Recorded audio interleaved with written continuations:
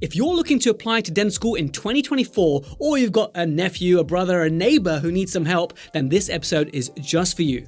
I've got Dr. Nehal Doshi on today's show, and she's helped so many young people get into dental school successfully. And so I asked her to spill all the beans. How can we improve your chance, or your daughter's or your neighbor's chance of getting into dental school? All those nitty-gritty details that are really difficult to find online. And I think you'll find that her knowledge and interest in helping individuals in this field shines through. I put some show links at the bottom for you to read more. Otherwise, let's join the main interview with Dr. Nehal Doshi. Dr. Nehal Doshi, welcome to a special version of the Protrusive podcast. It's for your YouTube fans, specifically aimed at those who are thinking about dental school, and for all those dentists out there who've got, cousins, family members, children who are considering going to dental school. I think this will help these guys a lot. Before we dive in, tell us about yourself. How did you get into this niche? Because I know you've helped so many people get into dental school. How did that even happen? How did that even come to fruition? Thanks, Giles. I'm so excited to be here and help as many people as possible. Really good question. I think I realised how hard it was for people to actually get into dental school. A lot of people applying to dentistry don't have parents who are dentists, don't know many dentists, and it's just a completely different world. And I think there's so much support for medicine applications in medical school and just not enough for dental school. And I always had a real interest in teaching and mentoring, and I kind of just fell into it. And the more I did it, the more people that came to me. And do you know what? It's the most satisfying thing when you've helped someone get into dental school. Then you just watch them flourish and blossom. So that's kind of how I fell into it, and then it just organically grew. So I'm really enjoying the journey and meeting amazing people along the way. I know plenty of dentists, and myself included, who along the way managed to help a few people, right? And so I know of one young dental student. She's, I think, in third or fourth year in Sheffield now. She was actually my patient when she was applying to the different subjects, and she was considering dentistry. So she's my patient. And then every year she emails me in September, tells me how she's doing and stuff. And you must have so many of those along the years. And it's a nice feeling, isn't it, to hear how they're doing. I had so many dentistry textbooks, right? Because, it's a really nerdy thing to admit to. I had so many dentistry textbooks lying about, and I was like, right, these are not useful for me anymore. And I had so many dental students, I could be like, just come to my house, pick them up. It's just great. So, that connection is fantastic. And it's just building your dental network, isn't it? And for them as well, having mentors to look up to.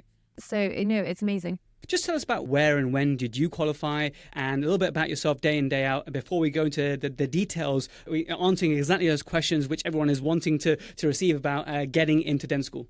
So a little bit about me. I qualified in 2017 from Queen Mary, University of London. And then I did my VT training, which was what it was back then, in Berkshire, just outside London. And then I did a year in Max Fax at Northwick Park Hospital, which was a really fun, intense, busy year. And then I went back to the practice that I did my FD at. So I'm an associate there now. So I do mixed practice, then I'm an FD trainer. So I'm one of the BT or foundation dentist trainers now. And and then on the side, I kind of help and mentor students specifically with their dentistry applications. So that's a little bit about what I do, and also try and make time for myself in the meantime. Very nice, and congratulations on recently. You got married recently, so I just want to say congratulations publicly to you. So that's amazing, and thanks now in your busy life to make time for this. Now, I had a structure, Neil. I had a structure, right, in terms of the questions I wanted to ask, but I can't help but break that structure and go straight for what I think is the biggest struggle of the applicant applying to dental school in the UK. Now, I'm not sure about the world, because I'm sure these are different, but very much specifically focusing on the UK, is work experience, right?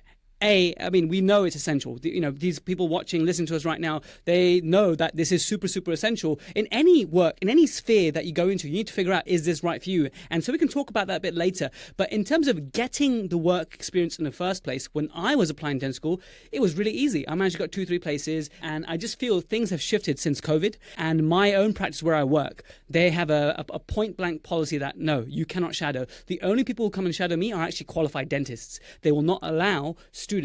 And I found this to be the case in so many places. And I hate DMing, replying and saying, I'm so sorry, you can't. I hate saying no. And where do these guys go? So how do you even get work experience now?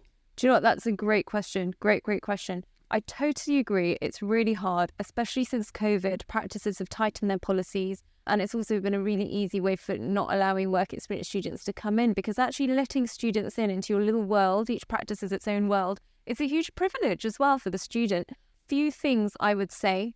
Number one, ask your own dentist where you've been going since you were young. You've got a rapport with them. They know you as patients. That's always a really good place to start. Another place is where you had braces, if you did have braces, because a lot of students have had braces, so that's a really good way to do that.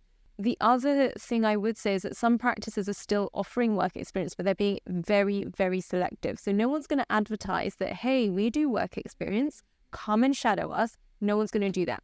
So what I would say is you make a list of practices in your area that you're willing to commute to, write a cover letter. So by cover letter, I mean just a few words about why you want to shadow, why you think that practice would be a good place to shadow. Make it personalized, find out the name of the owner of the practice, show that you've put some effort in, try and draw up a CV. Don't do Dear Dental Surgery or that is the worst. Dear Bright Smile Dental Practice. It's just like a generic one. You need to find out who the principal is and all the details. Do your homework. Do your homework. And you know what? If I was a practice owner and I got a letter like that, I'd be so much more inclined to contact you back. So do your homework, put a little CV together. It doesn't need to be fancy, just maybe what subjects you're doing, what interests you have, whether you've done any other work experience, and always go and just hand deliver it to the practice. So it just shows you've made that effort. So I think that's a really good thing to do. So when I applied in my day, I think I made a list of about 35 practices and only one response is what I got. I felt really demoralised, but don't feel demoralised. It's not that you're not good enough. It's just that practices are genuinely busy places. So keep going, be persistent. And do you know what? From that one work experience I got, always ask them if there's anyone else they'd recommend. So that dentist who I shadowed, who I'm still in touch with, he's lovely. He then sent me to the endodontist who he works with, and then the orthodontist he works with, and the implantologist he works with. So take any opportunity you get. Now, dental schools always say work experience is desired. For some, it's a requirement. It's always ideal. I think for your personal decision-making process, you need to do it. You need to do it. 100%. The idea of dentistry in your head is going to be completely different to shadowing a dentist and seeing their day-to-day activity. So you must do it. Usually unis say, 2 weeks, but they're very aware that it's really hard to get work experience. So even if you get a day, 2 days, 3 days in a place, go for it, okay? And I would prioritize general dentists. So your high street dentist that you go to, because most of the dental profession are general dentists, and that's a really good place to start. Don't think, I need to shadow an implantologist for a week. That's not realistic. If you get the chance to shadow for a day or two, great, fantastic, do it. But prioritize, I would say, your general dentist. So that's a really good way. Be persistent and also start early. So, a lot of work experience students, they might, send a letter or email the week before the summer holidays start. It's just not enough time. So you want to plan this. If you're serious about doing work experience, get the word out, start early. I think I even asked my GP. I called my GP practice being like, do you know any dentists that could offer work experience? Ask everyone. Because honestly, talking to people, and I'm sure, Jazz, you'd agree, people are your best resource in terms of getting advice, finding things. So definitely talk to people. The other thing, if you're really struggling, is virtual work experience, which is accessible to everyone. Okay, so there's something called SpringPod. So SpringPod, you can go on SpringPod. They do some virtual work experience courses, so that's a good idea. That's available to everyone. Everyone's got online internet access. There's a couple of other courses I'd recommend. I haven't done them myself, but a lot of my students have done them and have enjoyed them. So University of Sheffield have one called Discover Dentistry. So it's really nice. It takes you through the basics of what tooth decay is, what kind of instruments are used. Just gives you a little taster about dentistry. I think Glasgow have done one about becoming a dentist. So have a look online, do these courses. They're usually about 3 to 4 or 6 weeks, maybe a couple of hours a week. And they're a really, really good resource. And you can write about them in your personal statement. I think it's great to obviously fulfill the requirements of the dental schools they're applying to, but more than that, just like you said earlier, you've got to make sure that this is the right profession for you. Yeah. Like, those memes we see, right? Like, this is what my mum thinks I do, this is what people think I do, right? And then it's actually the dentist sat there with a light-cure, looking like really glum, and we need to face the realities, right? Because back in our day, it was like, I was applying dental school 2007, right? And so when I was applying, the worry that the tutors had is that we'd watch 10 years younger and we think that, this is what dentists do. Dentists are cosmetic dentists. Now we have Instagram, and you go on Instagram, you're an applicant, and you type in #dentistry, and you see all this cosmetic dentistry and dentists driving fancy cars and stuff.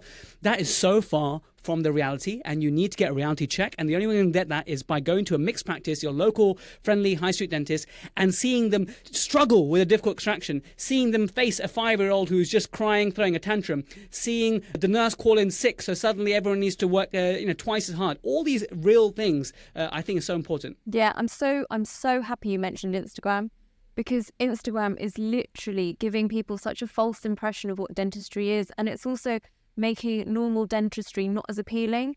But everyone needs teeth taken out. Everyone needs fillings sometimes. Not everyone needs whitening and 10 veneers.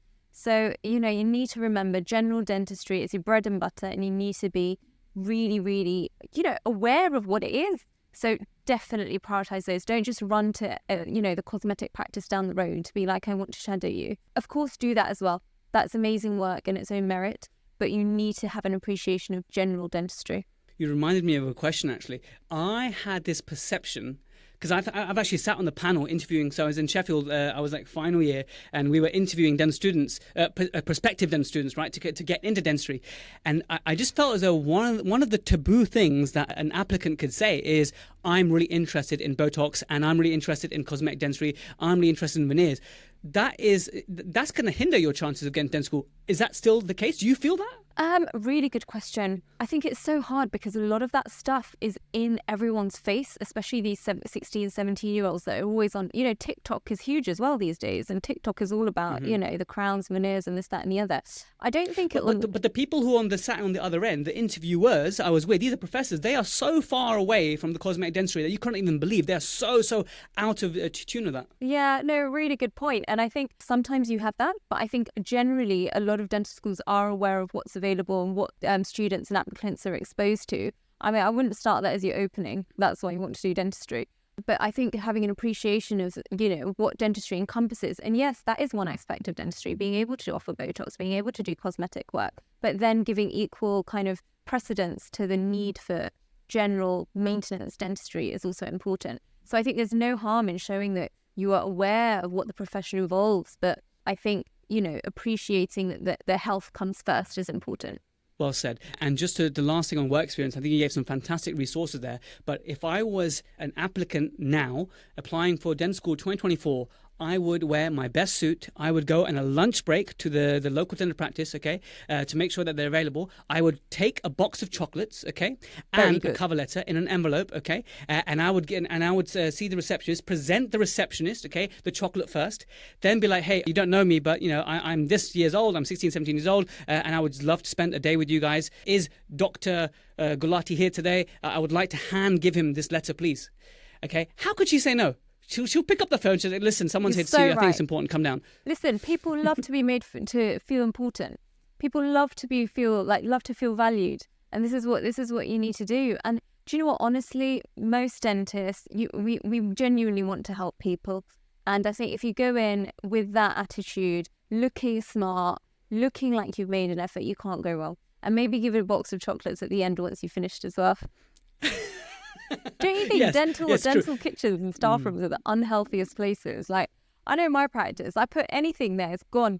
It's gone within 2 days. Yes, it doesn't last very long at all. It's very ironic, but it's very funny at the same time. Just on that point, actually, I don't think for anyone who's feeling disheartened by the amount of rejections they had, I generally, just to go on the point you said, I generally don't think that there's a dentist being evil and whatnot. They generally want to help. It's just circumstances, and it is a privilege to be able to shadow your dentist. The dentist is risking a lot to have you there. They're risking time with their patients. They're risking confidentiality because you never know. Okay, you're risking all sorts of the whole COVID regulations and cross-infection, that kind of stuff. So there's a lot of hard work involved behind the scenes when dentists actually allow someone to come into their setting. So always be mindful of that, and always, if you do get lucky enough to have work experience, please sincerely thank your dentist and that team, I would say. Yeah, agree. So the next question I had, Nehal, was back in my day, the grades that were required, they didn't have any A stars back then. It was like AAB. What's the situation now? Great question. So it depends what stage of level you're applying for. So if you're going for the undergraduate dental degree, depends if you're doing A level or IB. So IB is your International Baccalaureate, which some secondary schools offer. So your A level, typically AAA for most dental schools, is what you'd expect. If it's a London dental school, so King's College or Queen Mary, offers are usually A star AA.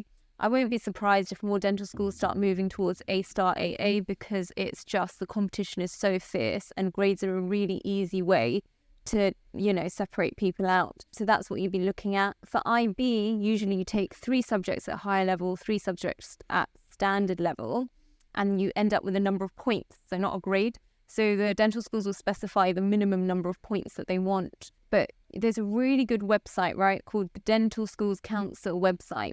And it makes this PDF which talks about entry into dentistry in 2024. And it lists all the dental schools. It has all their entry requirements, and it's in one document. So it's incredible. So once you have your predicted grades, because your predicted grades will go on your UKCAT application, read through the document, see which ones you satisfy on the grades side of things, so you can start to narrow down your list of where you want to apply. But also, some of them have minimum GCSE requirements as well. So just check that your GCSEs are good enough as well. So they are quite strict with that as well. If you are a graduate, so if you've done a degree and then you're thinking about going into dentistry, which is super cool. So my own clinical partner actually at university, you won't believe the previous degree he'd done Japanese. So he'd done Japanese, wow, which is incredible. And then decided he wanted to be a dentist, and he's a great guy. It was his birthday yesterday. Is he actually a Japanese guy? No, he's not. He's English. That makes it even more remarkable. I know. I was like, what occurred to you to do Japanese? But it's just the culture that fascinated him. So he did Japanese, and then, he was at dentistry. He was my clinical partner. So clinical partner, guys, basically means someone you're allocated to work with when you're treating patients at dental school. So, a lot of people do biomedical sciences, then go into dentistry. But technically, you could do anything. Just check with the admissions team at the dental schools. It's okay. But they will have a minimum degree requirement, like a 2-1, for example. So just be aware of that. But there's also, dental schools are now trying to widen access into dentistry. So there's lots of participation schemes and things called contextual offers. So that means that if you go to specific schools, if you satisfy specific criteria, so it might be particular state schools or etc., they may allow you to apply on a slightly different pathway where they offer you different grades you need to satisfy. So they might be a little bit lower. So this, if you think you qualify, always worth checking. I know people that applied on the contextual pathway because of the secondary school that they go to. So definitely worth checking that out if you think you might be eligible. Okay, brilliant. And the grades covered already. The topics, biology, chemistry was a must back in my day. Is that the same thing now? Really good question again. So biology and chemistry, do you know what? That's the default. Most people that speak to me or contact me through my website, they're like, yes, I'm doing biology, chemistry, maths. And I'm like, high five, I did the same. I think I had one that did biology, chemistry, drama. And I was like, ooh, this is a nice little change. I almost did that. Did you? I almost did that. I'm almost not did surprised, drama. Yes, nice. With drama queen, I know. Yeah. But biology, chemistry is a very popular combination. So some dental schools... But is it not required? It's a required combination, isn't it? So some dental schools will say biology and chemistry. Some will say chemistry and one other science. Some will say biology and one other science. And this is where that document I was talking about is really useful because you get an idea of what they'd like. Doing biology, chemistry and one other is a very safe combination. Yeah. But say if you're genuinely not interested in biology and you'd rather do chemistry and something, then have a look at the dental schools and see what suits you. Because picking A-levels or IB subjects, you want to pick things you genuinely enjoy because you want to work at it and do well. You know, you work so hard with a good UKCAT score, with a good personal statement, interview preparation, and then if you don't get the grades, you're not getting in.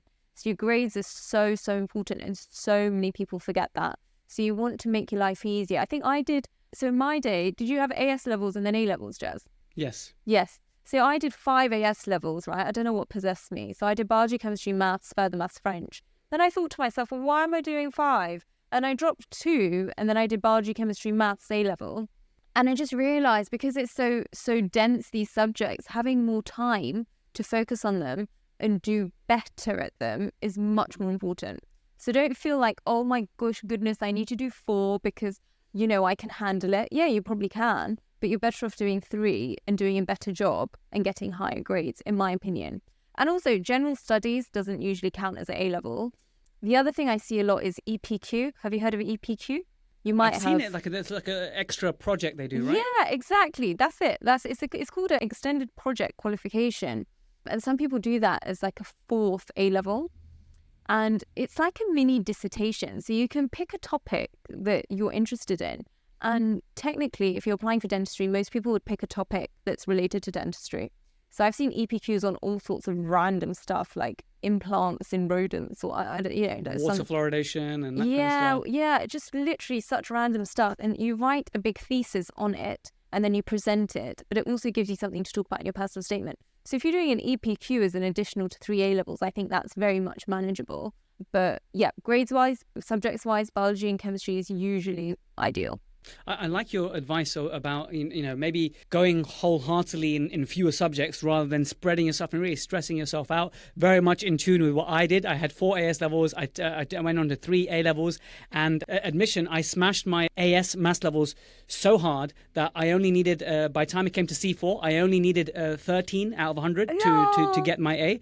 And so what I did is I never opened the C4 text. I don't condone this. I don't recommend this. Jazz, but what to are my you teacher, telling them? What are you doing? But my teacher, my maths teacher, who perhaps just looked at my scores and figured out what happened to me at C4. If you're watching this right now, it was all planned. I'm sorry. I got a 54. It's because I never actually opened the textbook, and this is the way I enjoyed my final year. So I'm just maybe it's not what you wanted your students to know, but I'm just giving you a real story of what happened to me and how I actually did that. Exactly. You're not the only one, Jazz. I know someone who literally was like, well, this subject, I'm not going to get a grade in it. I'm not even going to revise for it and just go in. And, I'm pretty sure my husband did something similar. And I was like, listen, if we were at dental school together, I would not be marrying you. Because I'm like the work hard, do my best kind of girl. I know you are too. I'm just messing. But it's work hard, but don't stress. It's just, do you know what? I've just started to tell everyone, just work smart. Work hard and work smart. That's it. That's what I was going to say. It's work smart as well, basically. 100%. Yeah. Okay, great. The last few questions I have then is, at the time I was doing it, there was UKCAT. Does that still exist? And anything that any resources you want to recommend or any advice you want to give on entrance exams? Do you know what? UKCAT and UCAT is another way to distinguish people. It really is. So it's an aptitude test. In my day, it was UKCAT. It's now called UCAT. So there's no K. What it basically is an online test. It's got 5 sub-tests, and you usually have to do it before you apply to dental school, and you get a score. Can you do it from home now? Because back in the day, you had to go to like a centre to do it. No, I think you still go to a centre. I'm not sure on that. I don't prepare people for UCAT, but in terms of the resources, there's loads out there. There's books, there's online courses. You can get UCAT tutoring. It's a huge market because there was nothing. Yeah, I was like the first or second year ever to do it. Yeah. I mean, all the medical schools usually require, most of them require UCAT. So it's definitely something to prepare for. I wouldn't just walk into the test without doing any preparation. So most people, you might have exams at the end of year 12 and then you book your UCAT. You might book it, I don't know, mid to end August. So you've given yourself a few weeks to prepare for it. Some people like to leave it to the end of August so they've got the whole of their holidays. Other people like to just work really hard, bang the test out maybe, early August, so they've got the rest of holidays to just relax a bit. Just depends on what kind of person you are. Preparation is key. It's totally online, which is different as well, because a lot of people, we're used to written tests. So that's another barrier you want to get used to. So practice tests online.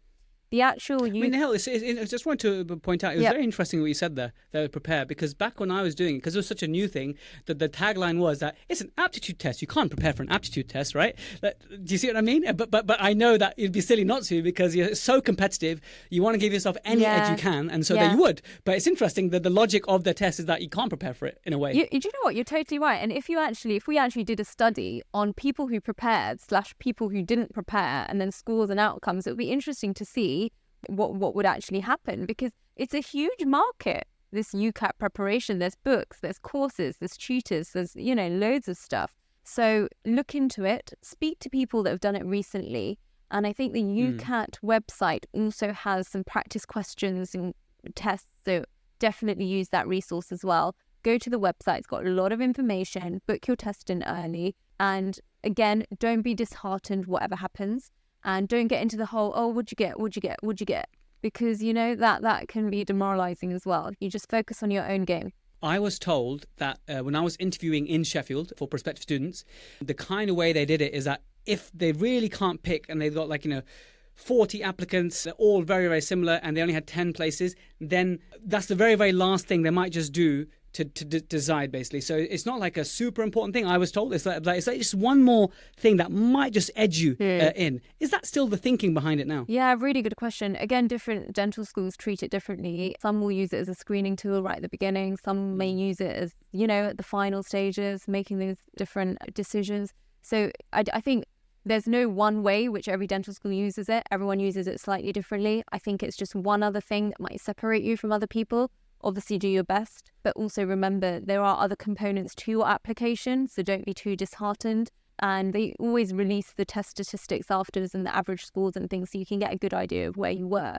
But I would prepare for it. I can't recommend any resources. I don't know the content too well, but read online, speak to people who've done it recently, and just don't stress too much. But just give it a good go. Good. And like if someone was to get in touch with you for advice and stuff, then perhaps you'd be able to link them up with one of your just more recent students who've perhaps done it, who maybe just gone to dental school, for example. Yep. That might be a good thing that you might be able to help them with as well, I think. Exactly. More than happy. It's so funny. Just last week, someone called me. They contacted me through my website, and they were, talking about biology and chemistry. They're like, it's so hard. And I'm like, yes, it is. They're really hard subjects. There's a lot of content. There's a lot of volume. And what I would say to that is that if you find you're struggling, then you really need to do something about it earlier rather than later. So, speak to your teachers, get some extra subject tutoring if you need, because you really want to guarantee those grades. And it's just like UKCAT and personal statement and interview preparation. Just speak to people and get help if you feel like you need it. Brilliant. My last bits is actually to do with where to apply. Is this even a significant thing? Does it really matter where you apply? Or are people thinking nowadays that I'm going to apply to Dundee because less people apply to Dundee? Is that a thing? I'm not sure if that's the thing, But do you know what? I still feel like some people like to be close to home. And they will just apply, to unis that are close to home. And I think you just need to ask yourself, what do you value? Do you want to be close enough to home? Do you actually just want an adventure for 5 to 6 years and move totally different environment, different city? Because I had some friends that were like, yeah, I'm done with London. I want to go to Birmingham or Cardiff or, somewhere, even up north, actually, like Sheffield or Newcastle. So it just depends on what you fancy. But, on a practical level, you'll need to see their requirements and see what you satisfy as well. I think, do you know what? I'm one of those dentists that honestly believes I don't think it matters what dental school you go to.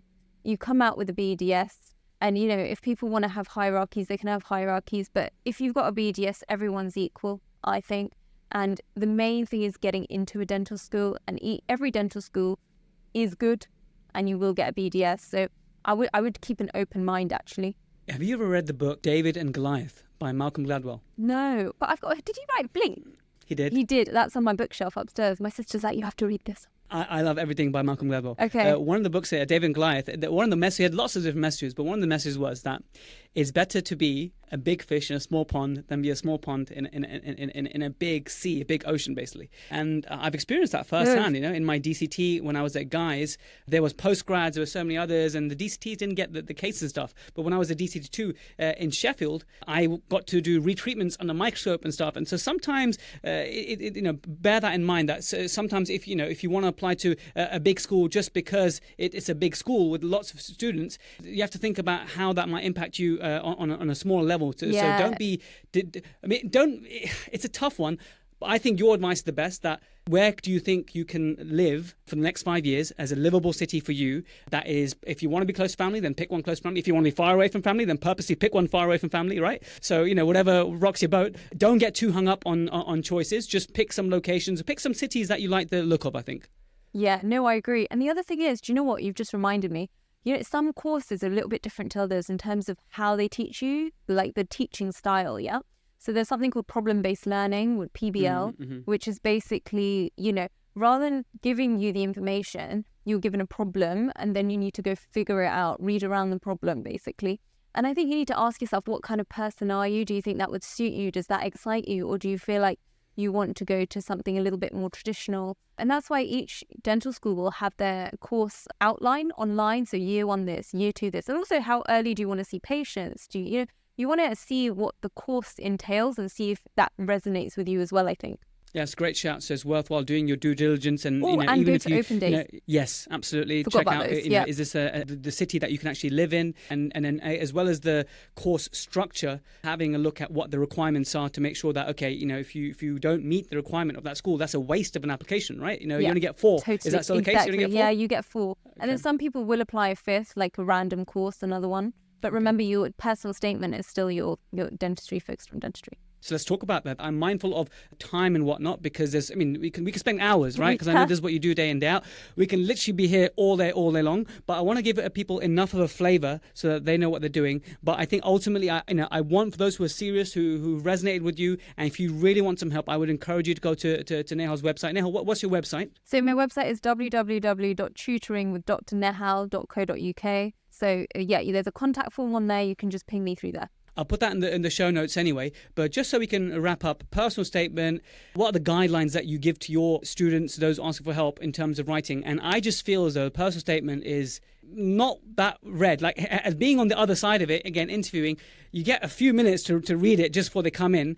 I don't even know if they truly get read word by word before they come in. Maybe they just look at the grades and the UKCAT and say, okay, this person can get an interview, and then they'll just skim through the personal statement and ask them questions based on it. How seriously is this taken? Really good question. So I've sat on panels as well, and it's really like you're reading the personal statements one after the other. It's really hard, because personal statements end up you feeling the same. So you want to make sure you're same. Personal. Every single one's the same. Yeah, they've all done EPQ. They all did some work experience. They all play netball and cricket and football, and they did some charity work, and they love teeth and. So you want to make sure that you try and stand out with your personal statement. Again, I think you want your personal statement to be as best as it can be. But, I always think of it as your UCAT, your predicted grades, it's your gateway to the interview. And I think your interview is the really, really big deal, because once you're there, that's your time to shine. Yeah. So your personal statement is like a little step towards that. But still you want to do it as well as you can. So I think I've read hundreds, right? And I think the most interesting thing is that you want to keep it relevant. You want it to have a good flow. You want it to have good structure, and you want it to engage the reader. And I think what you really needs to come across is why dentistry appeals to you and why you are suited to dentistry. You want to show your commitment to the profession. You want to show the research you've done, your extracurricular. You want to show why you, essentially, and just some enthusiasm that this person actually really wants to go to dental school. So definitely spend some time writing it. You'll have a billion drafts. Show some people, not too many people, because they get too many opinions. So people you trust and people who are experienced. So that's what I would say in my experience for all the people coming to me. So you want to be showing relevant people, and do start, I would say, once you've done your UCAT, you want to start on your personal statement. Just put something together, put a draft together, and then take it from there. And it will evolve. It will evolve. Well, all the things we talk about, your work experience is to cement that this is the right career for you, and to satisfy the dental schools, picking the right subjects, the UCAT, the personal statement, everything, it culminates in giving you the best shot at getting the interview. Yep. Right. And once you get the interview, can you share any stats about how many interviewed versus how many get in? Maybe like you were talking before you hit the record button, 7-1, 12-1 versus, how competitive dentistry is. But I feel as though once you get an interview, that really, really whittles a lot of people down, and then your chances significantly go up. Do you any stats you have to share on that? So really good question. Again, I don't have any exact stats on that, but I do think if you've got an interview, that's a really, really good sign. Okay. But even with the interview, it's not like a 1 to 2 chance. You will still be competing with a lot of people. And remember, there's international applicants as well to some of these dental schools. So that's a whole nother pool of people that you will be competing with. With the interview, it really, really is your time to shine. And I'm sure, Jazz, you'll agree, if you're sitting on a panel, it's really easy to spot who hasn't done any homework. And that might just be a lack of awareness that actually I need to prepare for this. But that might also be just a lack of will to prepare. So definitely take some time, prepare. You want to know your personal statement, be able to talk about it, talk about your work experience. You want to be able to have read widely around dentistry, and convey what you know, and be confident and just general interview skills and things like that. So there's a lot of planning that goes into it and preparation. And in terms of interviews, either it's the MMI or panel. So the MMI, they're multiple mini interviews. The panel is very much a panel. The multiple mini interviews are basically little stations that you move around. If it is in person, sometimes they're online. I think most dental schools will probably go back to in person. So in terms of the MMIs, the stations could be a theme or they could be a task. So they're actually quite adventurous sometimes with the MMI stations. So it's also quite nice because if you feel like one station didn't go as well, you can wipe it from your brain and move on to the next one. It's like an OSCE for us, Jazz. Do you remember those? Mm-hmm, yeah, literally those. Station by station. Yeah, and then with the panel, it's very much 2 or 3 on a panel asking you questions. And you might even have a student on the panel, like Jazz mentioned, he used to be the student. So it's a different vibe, but essentially all your interview preparation, you need to prepare for both. It will help you. I have no experience with the MMIs, but just one thing I want to say is if you're on a traditional panel interview, just go inside and just don't be afraid to smile, okay? So I remember just if you do the whole interview without just doing one smile at least, it was like, this person's miserable. I just get that vibe. The other thing, I remember this student who did very poorly, and this applicant who did very poorly, is we asked him a question like, okay, so have you ever visited Sheffield before? And he goes, well, actually, I've got a cousin here, but no, I've never. It's my first time here today. And the whole thing seemed very casual. He didn't seem very serious about it because a uni, all the people, the professors there, they have ego in themselves. They want you to really want to come to Sheffield, to King's, or wherever, basically, right? So if you don't show them that, okay, although you want dentistry really badly, but maybe you want dentistry, if you're at Sheffield and they get the vibe that actually you want dentistry at Manchester, not here, they're not going to give you the place. So you need to really make sure that you peel that, okay, not only is it dentistry after, but it's dentistry with you and only you. Yeah, really, really good point. Read about the city. What is there in Sheffield? Do you support Sheffield, the football team? Just you want to show you've done some research because it's so important. And the dental schools want the best people, so you want to be one of those best people. So you're more likely to get the offer. But just preparation is everything. And I think nerves. You will have nerves, but try and use them in a good way. Big Nerves time. can be really good sometimes. I remember when I was interviewing once, someone was really nervous, and we understand that. We get that. We just said, take your time, have some water. It's okay. And then the person was fine. We are human as well. So, interviewers are nice people. So don't worry. But also on a practical level, just sleep well the night before, eat something. If you're traveling far, plan for it. Go up the night before if you feel like you're going to be train delays and all of that, and dress smart. I don't know if you've ever heard of this before. When I was applying dental school and my colleagues were applying to medical school, one of them, they went to St. George's. Obviously, St. George's is not a dental school, it's a medical school only. But they had this thing whereby there was a glass of water in front of every applicant that came in. And one of the little ticks you'd get is that, did you show enough confidence that you'd actually reach for the glass of water and you drink it or not?